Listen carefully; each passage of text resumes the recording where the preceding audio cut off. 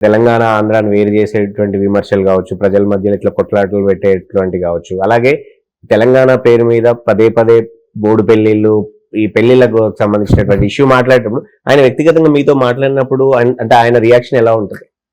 ఎలా ఉంటుంది ఆయనకి ఏంటంటే, ఇప్పుడు ఆయన అసలు ఈ డోంట్ కేర్. ఆయన నిజంగా చెప్పాలంటే ఎవరిని పెద్ద పట్టించుకోడు. ఆయన అనుకున్న లక్ష్యంగా ఆయన అడుగులేస్తుంది తప్ప ఇవన్నీ ఆయన వరకు వెళ్ళం కూడా వెళ్ళవు. అంటే ఇంకొకటి ఏంటంటే, తెలంగాణ గురించి చెప్పాలంటే ఆయన ఏం చేశారు మీరు తెలంగాణకి, తెలంగాణ ఉద్యమం. నాకు ఒక విచిత్రంగా అనిపించిన విషయం ఏంటంటే, ఇంతకుముందే చూశాను నేను, ఉద్యమకారులందరితో మీటింగ్ పెట్టారు. Very happy. ఉద్యమకారులందరిని ఐక్యం చేయడం నాకు నచ్చింది. మీతో పాటు నేను కూడా ఉంటాను. అది కాదు, తిట్టడానికి కాదు, చేయండి. మీరే చెప్తున్నారు తెలంగాణ వచ్చి 12 సంవత్సరాలు అయింది. ఉద్యమకారుల్ని, అమరవీరుల కుటుంబానికి న్యాయం జరగలేదని మీరే చెప్తున్నారు.